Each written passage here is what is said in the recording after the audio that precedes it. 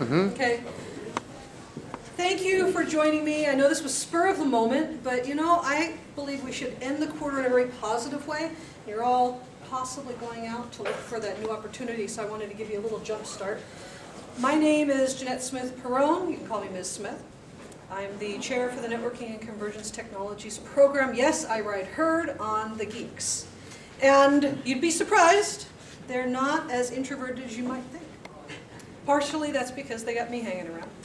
So what I want to do today is I want to get you excited about the interview. I'm gathering probably most of you enter interviews probably scared half out of your wits. And you're worried because your career rides on what you do in that interview. So I'd like to take you first into what do we do before the interview to make it so that you might be a bit more interesting to that employer. So the first thing is, you're getting ready to go to work, but you stalled. You don't know what to do to launch your new career. You're getting frustrated by the job hunt, or you might be wondering if the interview will work, will you get the job, and you're having trouble just answering some of the questions they're putting before you. Remember, you only got that one shot when you walk into the interview, so if you answer that question not in the best frame, the best response, sometimes you feel like you're struggling through it, that can really have an effect on your presentation, basically how you're received by the employer. So your first impression I want to show you is your email. Now, you're going to look at this, you're going to go, oh my God, that is so short. But that's the point. It is not meant to be your cover letter. I see too many people send out their email and it is a cover letter. It's meant to encapsulate what you're sending, which is the cover letter in the right format and the resume in the right format. Does that make sense? Okay.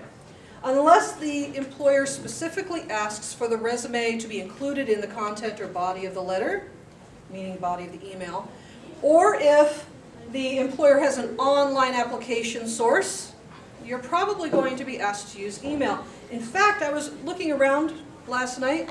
Weyerhaeuser, Microsoft, Amazon, they do not accept physical mail. Their HR department does not have a mailing address anymore on their website, only email. Does that give you a hint? You're not going to be packaging your resume up in paper and handing it to them. It's going to be digital. So the first thing I tell you is, I'm applying for what subject? Always have a subject. This is very important. The company I'm applying to, they normally have a email address that's specifically for receiving employment inquiries. No fancy text, no fancy background or letterhead or attachment to make it more complex or way more, or possibly have it peeled away by a spam filter at a company. I just ask you to please review the attached cover letter and resume. I appreciate your time and consideration. Regards, always be formal, and then my name. Do not take an informal approach to interviewing. You need to take a formal approach. Last names for the interviewer. Make sure that you're formal in your dress and your communication. Questions about this? Seem acceptable? Okay. So now let's talk about the cover letter. So I want you to have your cover letter read in such a way that someone goes, wow, this is the person I want to hire. Because that's what a cover letter does. It introduces you. The cover letter is not meant to restate what's in your resume, but to state why you want this company to pay attention to you. So it's a distinct difference. So let's take a look at a sample cover letter I have here. So this sample cover, let's increase the view.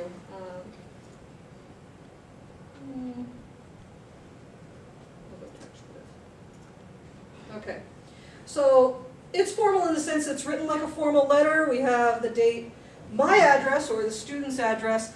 If by chance I have an address that's been provided by the company that I'm mailing to, I will put that in between student Hotmail, the email address, and Dear Representative. A lot of times you're now in the position where you're not getting that mailing address, and so we eliminate that when we put it on cover letters. We only put it there if you have it. There is a form, if you, traditional resumes, I've been writing resumes for 35 years. So there's always been this, let's make it very standardized. Some might say you always have the name of the person you're applying to. Well, guess what, you might not. You might be emailing to HR, you might be emailing to another person that you don't know yet. And so I always use Dear Representative in one form or another, because I always will address it to someone. I never do to whom it may concern. That's really not the best way to address it if you're going to use a non-specific naming practice. So what I'm saying is, in the first paragraph, why I'm hot. Why am I the person that you should pay attention to? So let you read that a moment.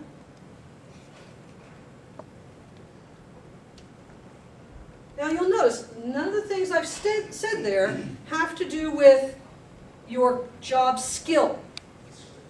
They all have to do with things that are called soft skills.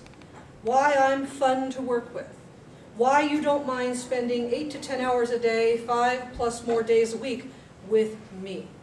So I'm trying to get you to pay attention to the fact that I'm a good worker, nice person. I want you to think about me as a potential employee.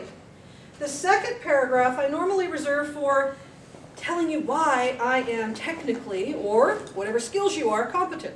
So if you're in accounting, you're going to place the applications you work in, the skill set you have. Do you run AP or AR? You're going to say, I do payroll if you're in accounting. If it makes sense, that's what you're going to put there. If you are in programming, as this person is, he went on to tell about how fluent he was in so many languages and why he should be the person to join your coding team. You keep seeing the word team show up, don't you? I'm fun to work with, I'm a team player, I'm positive, I'm going to contribute. What do you think? Does an employer want to hire an individual who is negative and comes with baggage? What's your thought? You tell me. No, not really. No, they want to hire somebody that's really going to be positive and add to the team. And guess what? This person says, I even code in my spare time for fun. I just enjoy doing this job so much that I do it in my spare time as well. And then I will go on to talk about the things that I am doing right now. So a lot of times I get a student who's never worked in a particular field. They're leaving TCC. I'll ask them, did you perform an internship? This is the paragraph it goes into. Have you had previous experience? In technology, you're not going to want to put in here that you work on your computers at home for your family. That's not what we're talking about. Remember, we're working from the position of moving from a hobbyist to a professional. Only things that you are doing in a professional vein go in this paragraph. Does that make sense? Remember, we're up in the game here. It's all about professional, not so much about the hobby. However, if you volunteer, let's say you volunteer to, you're an accountant major, that's what you do. And you volunteer to go to the food bank and perform their books for them, to do their accounting for them. That would be something you would put in here. Or if you've had an internship, of course, talk about it there. And then the last paragraph is for winding up the communication. In this paragraph, basically you could use, this is cookie cutter, use exactly what I have there if you want to. It doesn't have to be fancy. I want to make sure you understand not to be too forceful. Remember, they're making the decision. Don't force yourself on them. Let them decide you're going to come back. Let them decide to contact you. So you'll notice I use softer language. I'm not saying, I expect to hear from you next week.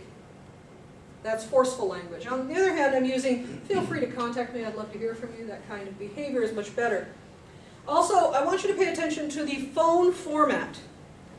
I know this is really going to sound interesting. How many people see periods used in the phone format? Multiple hyphens, all sorts of creativity. Please don't. Use the standard phone format. This shows that you understand formatting for both computer systems, which are almost all going to be formatted this way by default, and that you are going to stay with standardized format. You're going to follow the rules. It sounds like a small thing, but it really is an important thing when it comes to data entry. So make sure you use standard phone format.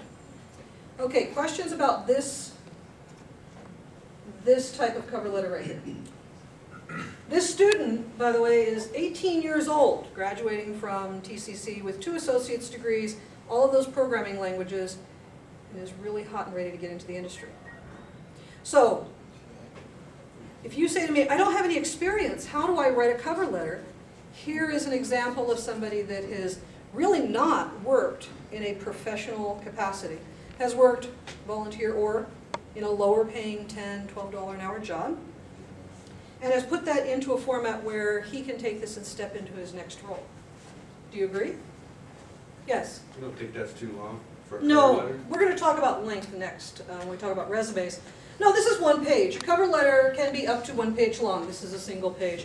My cover letter is, now I've been in the industry for 35 years, my cover letter is about a page and a half, but it's really condensed. I could say it's 2 pages. For an individual, any other individual, I'd say, if you haven't been in the industry a while and you haven't transitioned a lot of skills and a lot of positions, I'd stick with the 1-page format, a couple of paragraphs, and wind it up and be very polite and formal about your communication style. Okay, so let's go to the next one. So this one's here a little shorter. Again, this one now, I was provided an address. In fact, it was Tacoma Community College. So by the way, Tacoma Community College does all of their applications fully online. So you wouldn't have to include it, but we do have an address, a physical address. So we included that there. Also, something that's included now in your address in a cover letter is your phone number and your email address, when in the past we would not have put that in there. That would not show up. But to us now, that's a more important form of communication. So make sure you include that so it's on every document that they look at. In this one, I'm saying, dear human resource representative, being more specific. And I'm saying what position I'm applying for. Now, the last one was much more generic. It's been said not to use generic cover letters. I disagree. You should, especially if you're applying to many places. A standardized cover letter is much more pliable for you. It's bad form to send, say, this cover letter to the city of Tacoma. So you want to make sure if you're using a standard format that that's what you use. If you're using this format, you have to edit it every time for the name of the company, the address, the name of the job. You have to change it. In this one, we're looking at specifically talking about the job. And in the cover letter, sometimes what you do is address the things about you that specifically apply to the job you're applying for. So a cover letter that is more specific, like this one, will address those differences. Maybe there's a gap between what you did in the way of experience and what they want. Maybe a gap in the level of education, but you're close. Maybe they're asking for a bachelor's degree, but what you're doing is you're working on your bachelor's degree. What do you think? Is that acceptable to apply for the job? Yeah, it is. I want you to reach beyond what their job description is. They may not have even written it. It may be a third party that wrote it for them. Maybe you are that person. We'll talk more about what culture means in the next presentation, but I want you to place yourself in job applications that you aspire to as well. Now, not too deep, of course, but if you are working on your bachelor's degree and it says it requires one, apply. All they can do is say no. And then again, I go into the second paragraph talking a bit more about why this person should hire you, and then the third, winding it up. Again, that third piece can be the same on every single application or every single job you apply for. Can you see how this is now reusable? Even though you might be customizing it, it is reusable. Now, I did have a student volunteer to have us actually alter her cover letter. We'll look at one first, and we'll come back to it at the end if we have time. So here is one. This is the first one I received. Let's change the view. Let's go out of the page. Okay.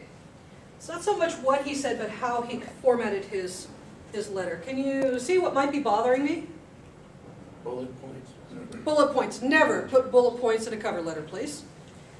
Now, what happened was he was answering the questions that they had on their particular job description or application. And he was saying, yes, I do all of these things. That would be better said in a paragraph. Yeah. Make sense? It's a one-word answer.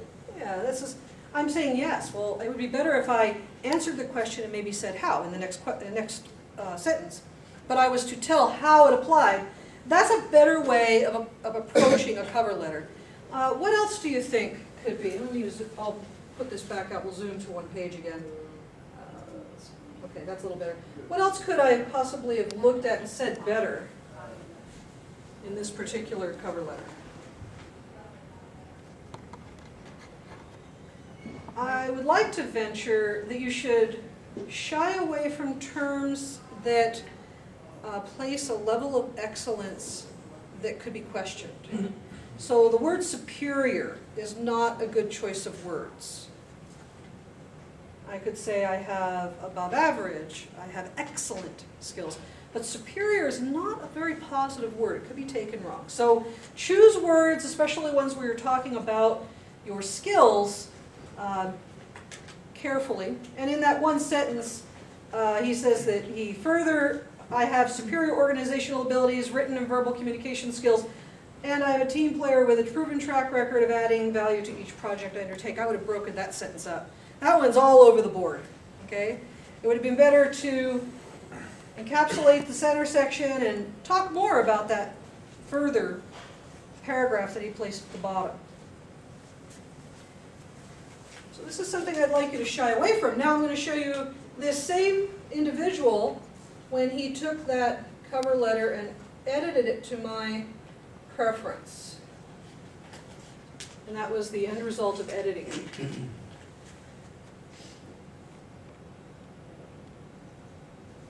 Basically, speaking more to exactly what he did, more in a business letter format. You'll also know I'm not indenting the lines. You can. That's acceptable. This is more of a more current version. I'd say in the past 20 years we've gone to this type of version for business letters. I'm also being specific about who I'm applying to now, Mr. Smith. Mr. Smith could be the manager who I'm going to be interviewing with, could be the VP, I'm not really sure, and it could even be the person who's in charge of HR, yes. With the edited format, superior is still a bad word, though. Yes, I would probably still say, he was strong about that word superior, but I would still soften that word. I would choose a different word. Okay, questions about the cover letters? Yes. Basically, you want to grab their attention by explaining how you feel you're hot stuff in the first paragraph or two. Well, the first paragraph is for who are you and why I should hire you because you're a good person. So, this is important. This is important. The organization that is going to hire you brought you in for the interview because you appear to be technically competent in your resume. You have experience or training that makes you fit their requirements. When you come to the interview, the difference is that I've decided you have those skills, but now I need to decide if you're going to fit my company. Your cover letter, in a way, is letting them know ahead of time that you might be a different choice. So maybe you might have a gap in your resume, that you don't have the experience that they were wanting. A good one is they require 2 to 3 years experience. I get that a lot. The resume says you've been at Tacoma Community College studying, say, networking or accounting or any other field. That shows technically that you've got 2 years of experience in that field. Most students don't realize that that's what your resume is telling them.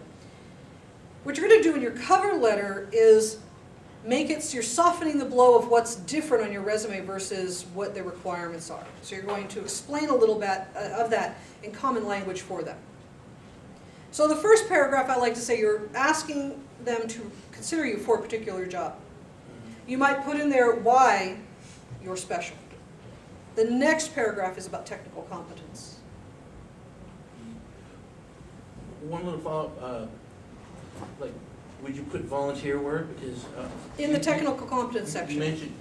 You mentioned that why you're a great person is a little bit different from what I said was why you're hot stuff. I understand.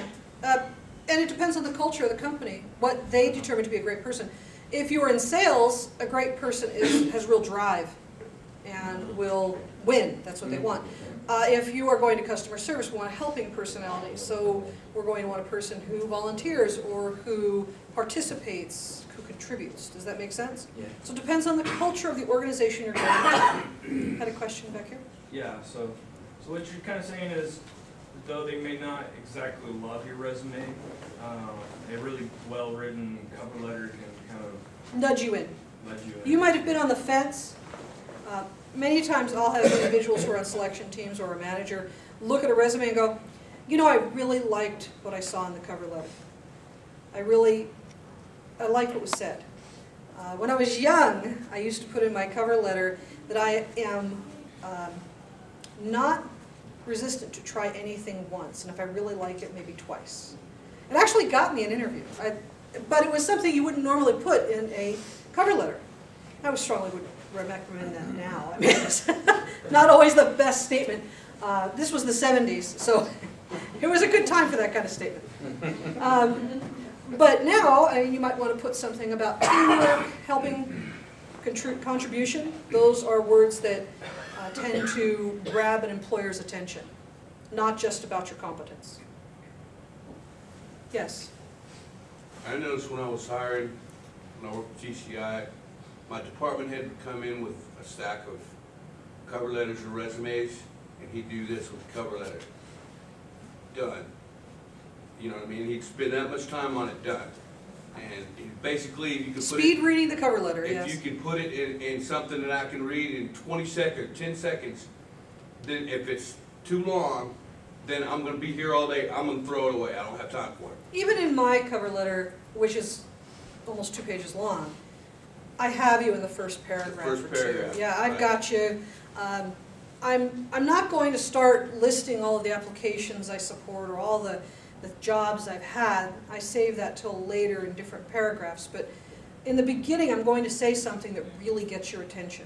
So I tell them how long I've been in the industry and all of the facets of the industry I've worked in that first paragraph. So I'm trying to get them to understand my level of expertise. Give them a reason to read more. Right up front, yes. Get them a reason to read more. That's a very good statement. Okay, so we're going to come back at the end if we have more time, and we're going to actually help one of the students, if by chance she's still willing, to have her resume looked at, or a cover letter looked at by you. So what about the interview? Now, I happened to prowl back through Microsoft, and I thought it was very funny, but Microsoft has some really, really good advice. So are you ready to reach for the brass ring? I say that because you're here taking all this extra time for education. I don't expect you to go out and get a $10 to $12 an hour job. I expect you to go out there and try to work for a company you want to, not just acquire a job. Now in the interim, you might choose a company based on the fact they've got a job advertised. But you don't have to just choose a job and take whatever culture goes along with it. The reality is how many of you would like to work for Disney? No hands? No, you'd do it. No, I mean, if you had the opportunity to work for Disney, would you? Yeah, I would. Okay. Some people say yes, some people say no. I would. Actually, once I complete my PhD, one of the options is that Disney will take me on for a immersion kind of activity. They really enjoy doing that kind of stuff. Microsoft. How many of you would consider working for Microsoft? They're closer. Disney's farther away. Just a couple? Okay. You wouldn't mind commuting to Redmond? It's a 2-hour commute, 3 hours on long days. Okay, just move up there. Very good. Have feet will travel. I want you to have that attitude. If you want to increase your job skills, you should not be staying in Tacoma. You should be footloose. Go commute 2 hours. I have to be honest, in my career, I've spent a lot of time commuting. And I did that because there was a company I wanted to work for. So I want you to be able to reach for that. Amazon. Amazon has offices here in Tacoma, but they also have offices up in Seattle. How many people would consider working for Amazon? More hands. Very interesting. Okay. So why not apply? Why not try? You could try for an internship. All of these companies do have internships. I've actually had students in the program who have had internships at Disney. Sometimes they end up as characters. It's really interesting. But they've actually been at Disney. But you should go to their career website because that's where they advertise where they have internships. So, interview at Microsoft. I want to show you this website because Microsoft, you know, this is the world of the less than skilled communicators. They are talking to you about making the good first impression. This is Microsoft. Microsoft has people in suits, not in jeans, t-shirts, or utility kilts. Okay? I have worked for companies where employees wore utility-kilts. Does everybody know what a utility-kilt is? No? No? How many people don't? Oh, okay, so it's a man skirt. Knobby-kneed guys with... You know, it's just like guys in shorts, just live with it, you know? I think it's interesting. I would not recommend that for an interview, but, you know, he probably wore something different to the interview, but I've worked with companies where that was their culture. We'll talk more next session about what we do about that, but I wanted to point out that Microsoft, the land of the geeks, is showing you that it is about that first impression. And it is about the suit and the professional look. They expect that if you are really that smart and you have put that much time and energy into your education, that you are going to go out of the way to package yourself. They also, on this website, give you resume and interview tips. The good impression one, by the way, is good to go into, but I want to show you this one. These are literally, and I'd already written our presentation before I read through this. This is all I'm talking about. I'm saying the same things that Microsoft is going to ask you to do. You have to clearly represent who you are in writing. You have to describe how you're strong and where your expertise is. Now, is the expertise, how you're strong, is that in your resume or your cover letter? Where do we put that? Cover letter. Cover letter, because you're going to go in and highlight it a bit. It's going to be in your resume because it's going to show up as a job that you did or education that you had. Your accomplishments in previous jobs, yes, that's going to be in your resume. Show the progression. We're going to talk about the importance of organization in your resume. Highlight specific qualifications for the job. That is a cover letter. Now, knowing where to put it's really important. Extracurricular activities and volunteer work. More and more, especially large organizations, want to know about your extracurricular activities. Even today, I put activities on my resume that say something about me as a person. So I have my hobby section. Now, I'm very careful. There's nothing in the hobby section that would be considered not acceptable in a diverse workforce. So I place in there that I'm sensei from a karate school. I place in there that I play the hammer dulcimer. I place in there information about me and where I volunteer, who I might volunteer with. I can honestly say those are some of the things that first come up after we get past the formalities of the interview. It comes up right away. And they start talking about the things that I do with my spare time because it makes me interesting. So we'll talk about how that works for you. So I want you to keep in mind Microsoft's website is a resource for you even though you might not be applying to Microsoft. So now let's talk about this resume. Organization, standardization, and readability. Remember, they're going to blaze through this. They're going to be doing speed reading and looking at your resume. If it is not organized well, hard to read, it's going to go in the off pile real quick. We're not going to be looking at that one. If it is written in such a way that it is difficult for the individual to read, like the font is too small or you use too much white space, that's going to put it in the, I don't really think I want to read this. If they read a little bit into it and it's hard to follow the chronological order in reverse, so from what we do today going into the past, it will go into the I'm not going to read this pile. So, do you really need a one-page resume? I know that gets crammed down our throat. Do you really need it? No, you really do not need it. Even a person who is new to an industry, if you have work experience you want to share, yes. Don't list all the applications you use. Don't fill that up with a bunch of white space. But if it's good information about you. How many people in this room have a visa, not a visa, have a passport? Raise your hand. That should be on your resume, that you have a passport. It says a lot about you. Felons cannot have passports, first of all. Does that make sense? Okay. So you're putting that you have a passport automatically shifts you. Putting that you have a clean driving record shifts you. These are things that go in that other qualification section of a resume. So keep in mind that there are things that we might want to talk about. Now, if I'm just over a page, like I'm like a page and a quarter. I'm going to find a way to condense that into one page, just because I want it to be much more readable. I don't like big pages of white space. But one page is not really necessary if you have more to talk about. Especially you folks that are from the military. You've had a lot of experience where you've transitioned when you've been in the military. Maybe you were there for 6 or 7 years, 8 years, and you transitioned through a number of jobs, and those jobs changed in responsibility. If you can show the time frames and that increasing level of responsibility and describing what you did in those jobs, that is exceedingly important. So let's talk about what should be included. One of the places that I find is that there's things in resumes we don't need. We do not need an objective.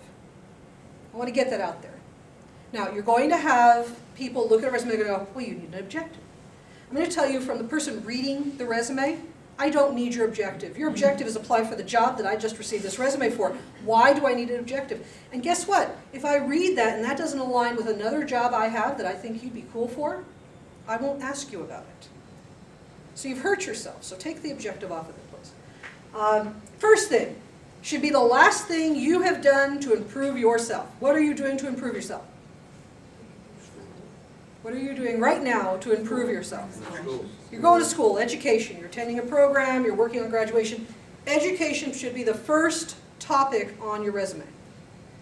Next topic I like to see is skills or qualifications. This is the section you're going to tell me applications, software, hardware, certain types of systems you've learned to work with, processes you've learned to perform while you're in school. Doesn't have to be work experience, but I want you to tell me what that is. So let's see, a lot of the people in here are from the networking program. What other programs are we here from? What other skill sets? What is your skill set? Yes, you. Fine. You're in the front row. Remember I said get messy in the front row. Hardware, software, networking. Okay, hardware, software, networking? Nursing. Nursing, okay. So that's where you might go into the areas that you have procedures that you've learned to perform that set you above. Also licensure, you might want to put in here. Anything that sets you above the average applicant, or maybe you don't have someplace else to put it yet. I mean, you don't have a job to describe that one thing you did. What skill set are you? No. Young lady, third row back. You're still in the zone there. You don't know yet, okay. Let's see. Who else? Who else is in a different field? Look for the faces I don't recognize. Gentlemen, second row over. Yes. So what field are you going into? That's you. We don't know each other, it's you. Actually, honestly, I came here with him, basically just to learn. Okay. Okay. So you're going to talk about the skills that you have acquired. So give me some skills that you may have acquired. You're not off the hook yet.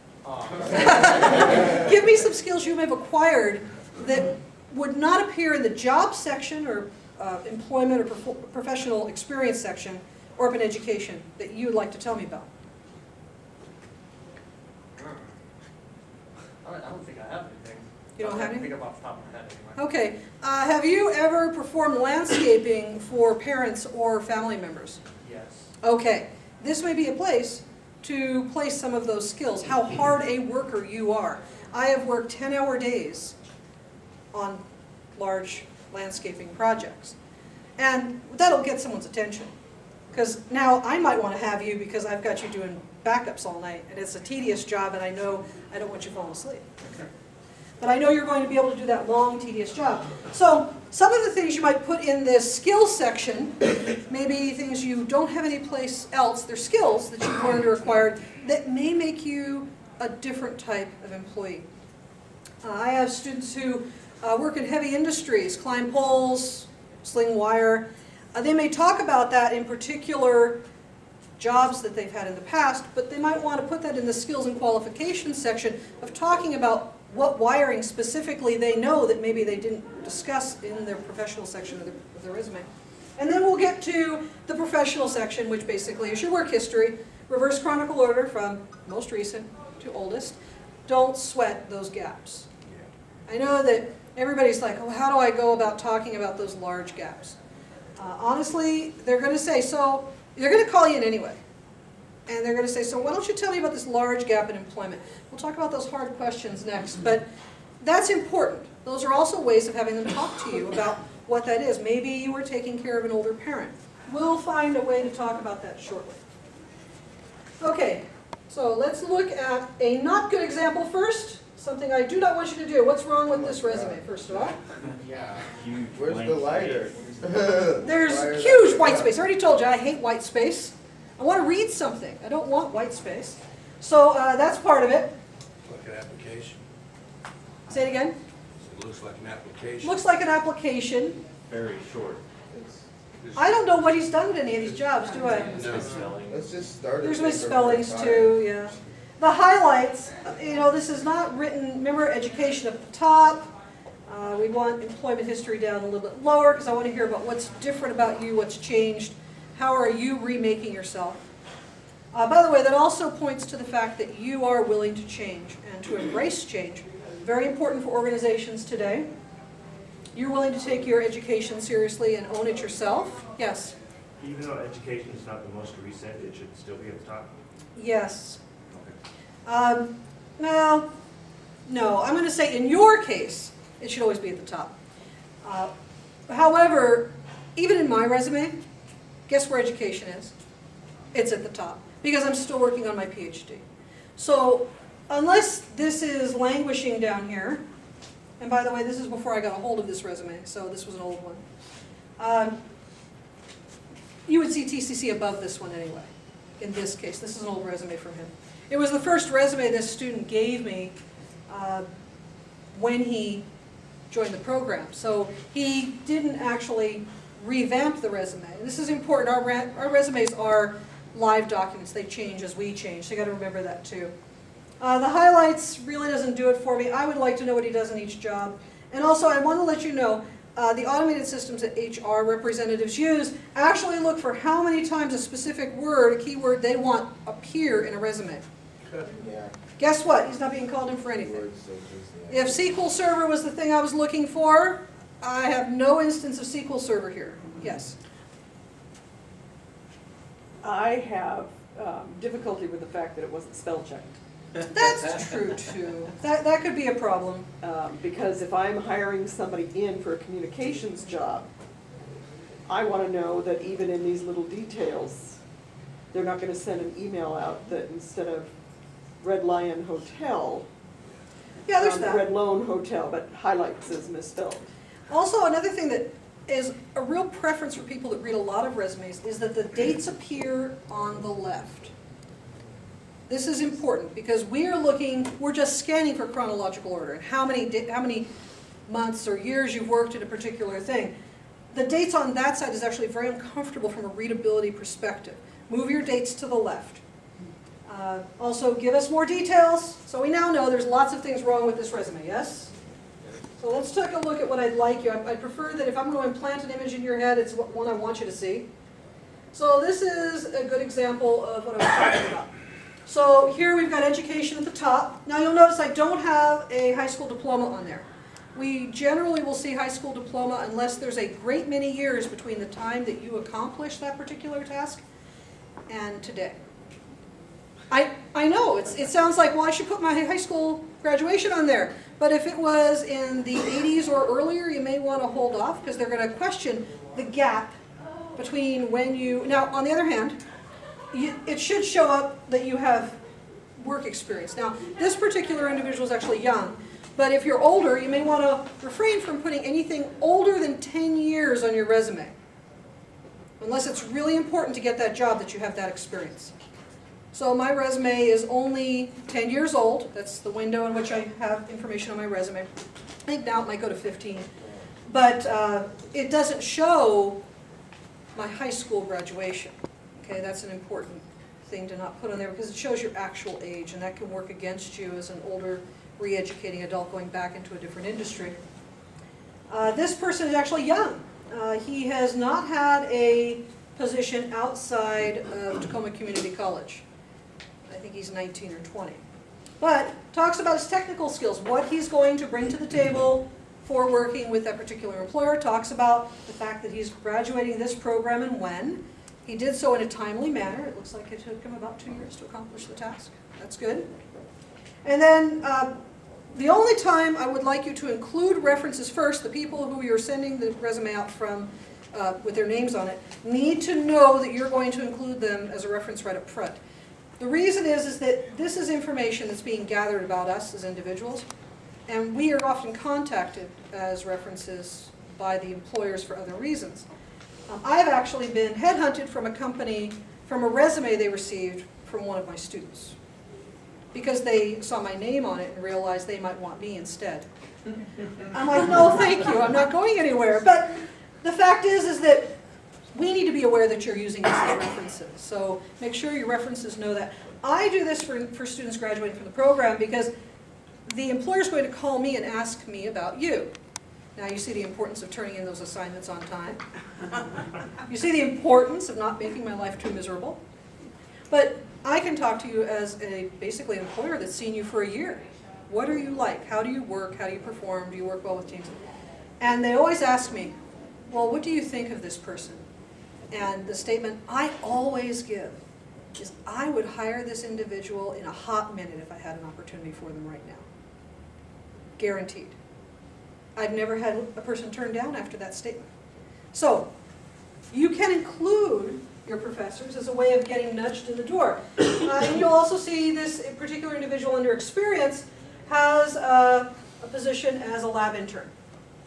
So it showed that while they were going to school, they weren't working, but they decided to perform as an intern or a lab assistant or work on campus, trying to work within their particular field. This is a one-page resume. Now the second resume I'm going to show you, it does go a bit longer, yes? This is one that I would suggest for an individual that has some experience already or is transitioning job fields. It's going to talk about education and training. You'll see the big gap. In this instance, the reason why he put that there, it's not a huge gap, it's 1998, but the reason why he put that there is because he's applying to positions with companies in Tacoma. Tacoma organizations tend to be very Tacoma-centric. They like to hire local humans, so that's why it's there. Goes on and talks about network administration, because he was doing a bit of that before he actually joined the program. And then talks about his communication skills and his ability to be a good team member, as well as being detail-oriented and customer-centric, flexible, motivated, open to new ideas, and willing to take on a challenge. If you could write down 4 things to put on your resume under skills, even if you had not acquired any extra technology skills, those 4 things. It should be on every resume of every student that leaves this college who has worked on teams. Good, bad, or otherwise, but if you are leaving here, you should take that with you, especially from the networking program. Because this is what my advisory board tells me they want in you. Those are the skills they want. And then goes on to talk about professional experience. And these are the jobs. Now this is my preference for a format for the job section where you have the date off to the left, the name of the company, location, what job you had, and then at the bottom I like to see a contact, who I can talk to ask about you. You don't have to have it there, especially if maybe it wasn't the best relationship you had with that manager. You don't want them calling directly. But if you have a good relationship, you should put the contact there. And their title at the time. Questions about the resumes? So, is it what you expected in a resume? What's dramatically different from what you have put in a resume in the past? What am I missing? Yes? I just have a question. Where would I put some skill, like I'm bilingual, where would I put that in? You can put that under the skills and qualifications. Rather than saying technical skills, put skills and qualifications. And that's also where you can put licenses. I like to put licenses up at the top. If I have a series of licensure, like if I'm in nursing or HIM and I have achieved certain licensing, or if I'm in networking and I have A+, Network Plus, Server Plus, I have a bunch of licenses, or I've passed certifications, they go to the top of that section. Or you can have a separate section for licensure, because now you're getting into a multiple page resume and it's okay to break it up to its own section. For one license, no, unless it's something very specific and very important. Yes. Approach. You're basically trying to convey the reasons why you feel that you are qualified for the position you're. The resume is methodical. It is a process. It's not it's more of a, this is the information about me. The cover letter has an approach. The resume is more of a process. I want it to be education here and what you did. I don't want to see GPAs. Guess what? We don't care. If you received high honors, that's cool. If you go on to a bachelor's degree, of course your GPA was good because you got onto the bachelor's degree program, right? It's something you put on there because you're proud of it. But the reality is that's a line I need for other information. So it's not as important to me. What else would you put on a resume? Go ahead. Well, it's a question that's not, I mean, it's kind of relative, but not Okay. really. I have a question about how we follow up nowadays. Oh, I'll get there. Oh, okay. We're not there yet. You're just moving ahead. All right. Yes. So all your past certifications and stuff, should you go at the top or just your immediate, just? In your case, you have enough certifications, this would be a separate licensure section. Right, okay. Or certification section. Okay, so ready, set, go. You're almost ready, because you got to sit here. I want you to edit your cover letter to really introduce the new you. This is really important. Organize and standardize your resume. Apply it in the method the company requires. This is important because not all companies have the same requirements. Some do full online applications, and they'll still have a space for you to actually attach a cover letter. So you need to make sure you apply on how they want you to apply. If they say, we need a cover letter, it better be there or you're not being considered. This is really important, that you don't miss any of the application process that they require. Okay, now, you'll notice the future topic section. We'll, if this works out, we're fun, we're having a good time, we'll come back and talk about some other things. These are concepts that I get asked about a lot. Some of them are not at the actual interview or pre-interview section, which is what we're talking about right now. These are a little further along in the process. Yes? I meant to ask earlier, for these resume types, are these specific or are these complete resumes? Say it again. Are these specific or are these job-specific resumes or are these complete resumes? So you're showing No, when I write a resume, it's for any job I will apply to. The reason is that when you do resumes that are specific, you're more than likely leaving out information.